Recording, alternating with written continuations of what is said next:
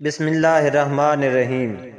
مکیش امبانی اپنے ایک انٹرویو میں بتاتے ہیں، ایک دن میں دفتر میں بیٹھا تھا کہ گارڈ کا فون آیا کہ سر کسی کالج کی لڑکی آئی ہے، کہتی ہے کہ مجھے مکیش امبانی سے کام ہے۔ گارڈ نے جب مجھے بتایا تو میں نے کہا واپس بھیج دو، کہو سب مصروف ہیں۔ کچھ دیر بعد میری سی سی ٹی وی کیمرے کی سکرین پر نظر پڑی تو وہ لڑکی گارڈ روم کے ساتھ نیچے بیٹھی تھی۔ میں نے گارڈ کو فون کیا کہ یہ گئی کیوں نہیں؟ وہ بولا سر بہت شور کر رہی ہے کہ مل کر ہی جاؤں گی ورنہ 5 بجے تک یہی بیٹھی رہوں گی۔ میں نے اپنے سیکرٹری کو کہا کہ اسے میرے کمرے میں لے آؤ۔ وہ لے آئی۔ کمرے میں داخل ہونے کے بعد بچی نے اجازت طلب کی تو میں احتراماً کھڑا ہو گیا اور اسے بیٹھنے کو کہا۔ اس پر ایک نظر ڈالی تو جوتوں پر مٹی تھی اور جوگر بھی شاید آخری مراحل میں تھے۔ دیکھنے میں لگتا تھا کہ بچی کافی پیدل چل کر آئی ہے۔ چہرے کی طرف دیکھا تو ہونٹ خشک تھے۔ بچی نہایت خوبصورت تھی۔ موسم کی تمازت سے اس کے گال سرخ ہو چکے تھے۔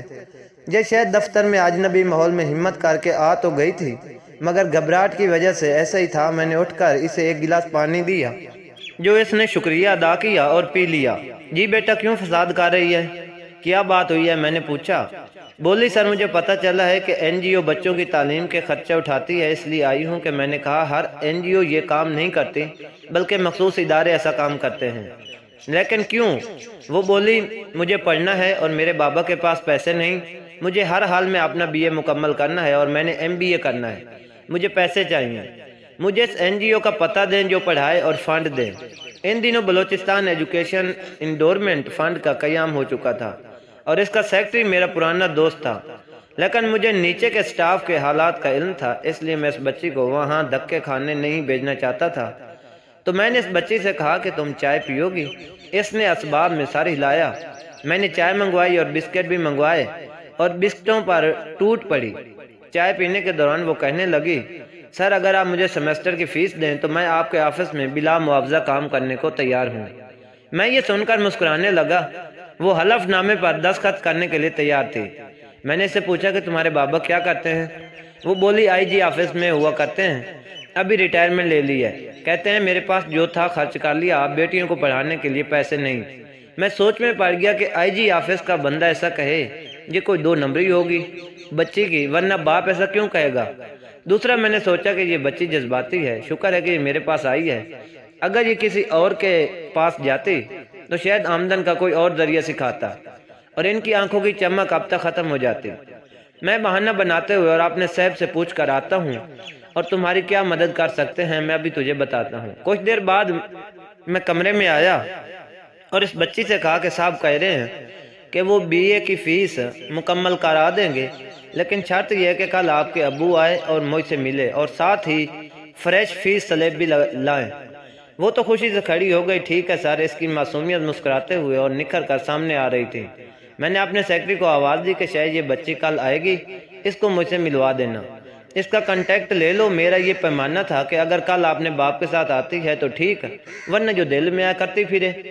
دوسرے دن میں 11 بجے آفس آیا تو میرے سیکرٹری نے بتایا کہ سر وہ بچی 10 بجے سے اپنے والد کے ساتھ ہمارا انتظار کر رہی ہے۔ میں نے کہا اسے بلاؤ۔ اس کا والد ایک سلجھا ہوا پنجابی اردو سپیکنگ بندہ تھا۔ تعارف پر پتہ چلا کہ وہ کسی عہدے پر اے جی بلوچستان میں کام کر رہا تھا۔ یہ ان دنوں کی بات ہے جب کوئٹہ کے حالات خراب تھے۔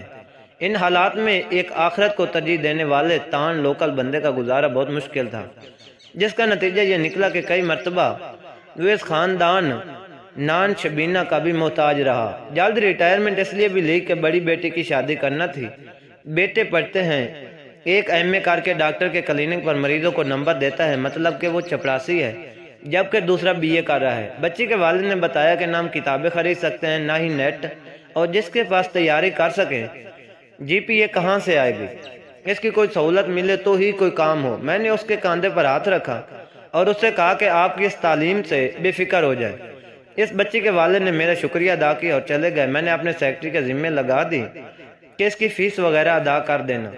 درمیان میں ایک مرتبہ صرف ایم بی اے فائنانس کے داخلے فیس کے لیے وہ بچی آئی اور پھر 1 سال تک صرف ایک میسج آتا اور ہم اس کی فیس ادا کرتے تھے۔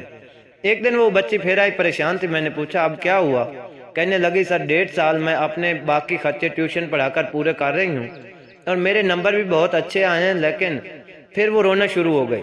میرے سٹاف نے اسے دلاسا دیا تو بولی بابا نے تنگ آ کر لاہور جانے کا فیصلہ کیا ہے، تمام خاندان وہاں شفٹ ہو رہا ہے، میرا کون ہوگا جو مجھے پڑھائے گا؟ میں نے بابا سے کہا کہ میں نہیں جاؤں گی، اور وہاں اگر میں چلی بھی جاتی ہوں تو ٹیوشن نہیں پڑھا سکوں گی کیونکہ یونیورسٹی 9 سے 5 اور باہر جاتے واپس آتے رات ہو جائے گی، میرے پاس سواری بھی نہیں ہے، آپ میرے ہاسٹل کی فیس بھی دیں گے؟